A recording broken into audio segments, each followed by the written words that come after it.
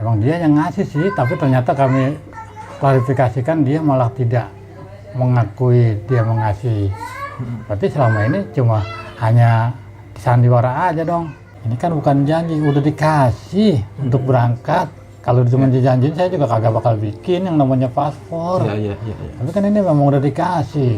Ya saya memang sangat berterima kasih pada Bapak Puspawardoyo yang telah berkenan untuk memberangkatkan saya umroh.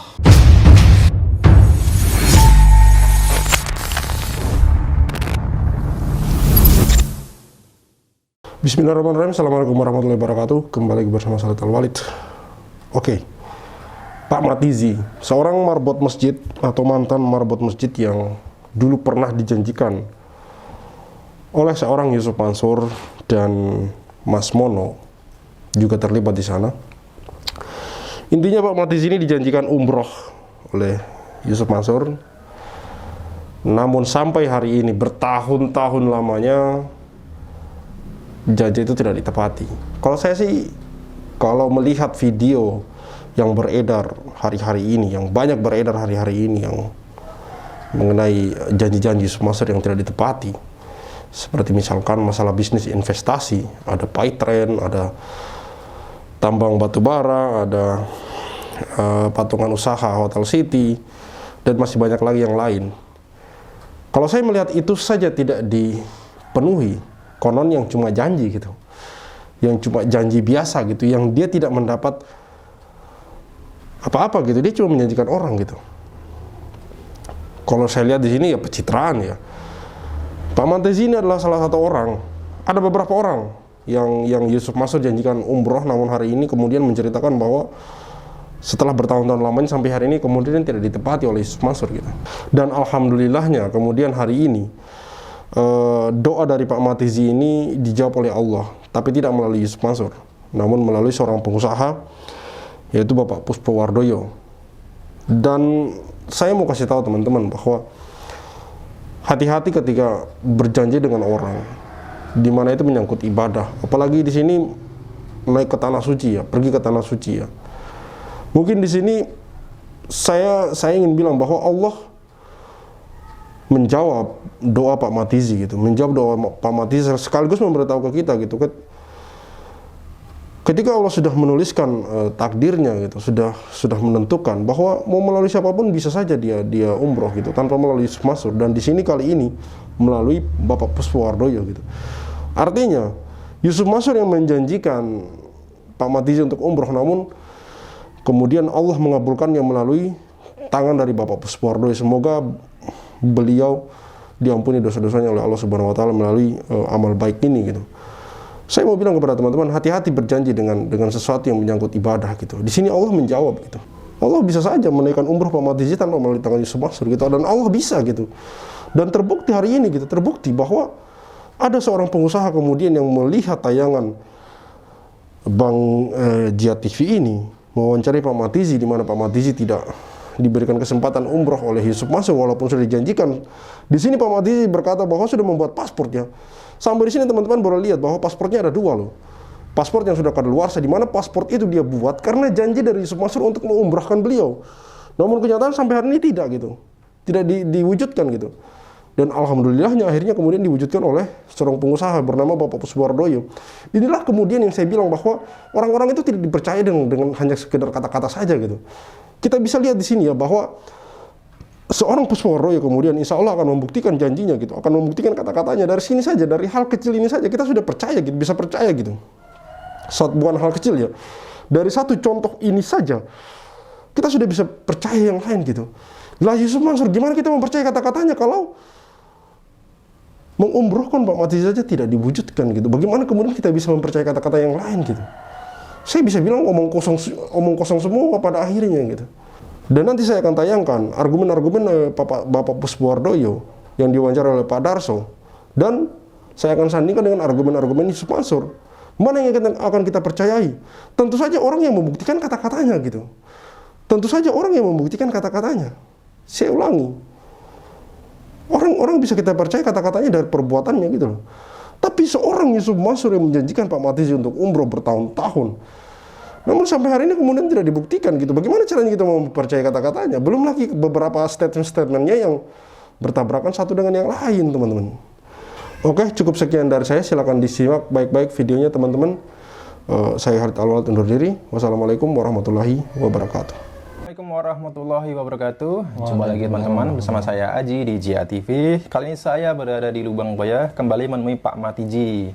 Ya, teman-teman mungkin perlu diingatkan kembali, Pak Matiji adalah mantan marbot MNC ya Pak? Ya, betul. Dan dalam pengakuan Pak Matiji ini pada tahun 2010 pernah dijanjikan umroh oleh Yusuf Mansur dan juga dananya dibiayai oleh Ustadz Mono. Ustadz Mono ya. Tapi setelah kemarin itu kita coba pertemukan dengan Mas Mononya, dan ternyata di luar dugaan Mas Mononya itu mengelak dan tidak mau mengakuinya. Nah, selang berapa lama kemudian ada Pak Hasan Bisri ya Pak ya? Ya. Pak Hasan Bisri ini siapanya Pak? Hasan Bisri itu produsernya yang baru. Oh gitu. Ada hubungan apa dengan Yusuf Mansur Pak? Ya, kerjasama masalah itu. Iya. Di mana sedekah. Dia datang ke rumah Pak Matiji, minta Pak Matiji ke rumah sama Imam ya? Betul. Jadi yang dijanjikan umroh itu 2 orang ya? Pak Matiji sama Imam ya gitu. Iya. Nah, disuruh ke sana itu ngapain Pak? Ya, mau membantu, ceritanya mau katanya mengklarifikasi masalah umroh, akan dibantu. Katanya dia dapat utusan dari perintah dari Yusuf Mansur. Yusuf Mansur. Gitu ya. Mau diberangkat kapan rencananya? Katanya waktu itu bulan Mei sih. Bulan Mei. Terus apalagi Pak, dikasih apa lagi Pak? Ya pokoknya mau dikasih uang buat ngopi-ngopi lah katanya. Minta rekening, tapi gitu. ternyata sampai sekarang kagak juga. Gitu. Jauh lagi. Diminta rekening doang. Iya. Masya ya, Allah. dikasih. Oke. Dan saya sudah mengontak Mas Imam juga. Mas Imam juga mengatakan hal yang sama. Jadi Mas Imam juga membocorkan bahwasanya yang dijanjikan umroh itu bukan hanya Mas Imam dan Pak Matiji. Jadi ada 3 orang lagi Pak ya.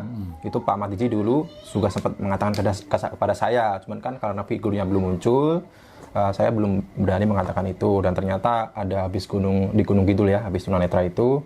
Ternyata Pak Matiji juga mengetahuinya gitu. Nah, Mas Imam juga saya lihat di chatnya itu ke HP-nya Pak Matiji mengatakan ini ada bahasa akan dipertemukan dengan Pak Ustadz. Maksudnya gimana nih Pak Matiji? Ya, akan dipertemukan dengan Yusuf Mansur gitu maksudnya? Iya, mau dipertemukan. Oke.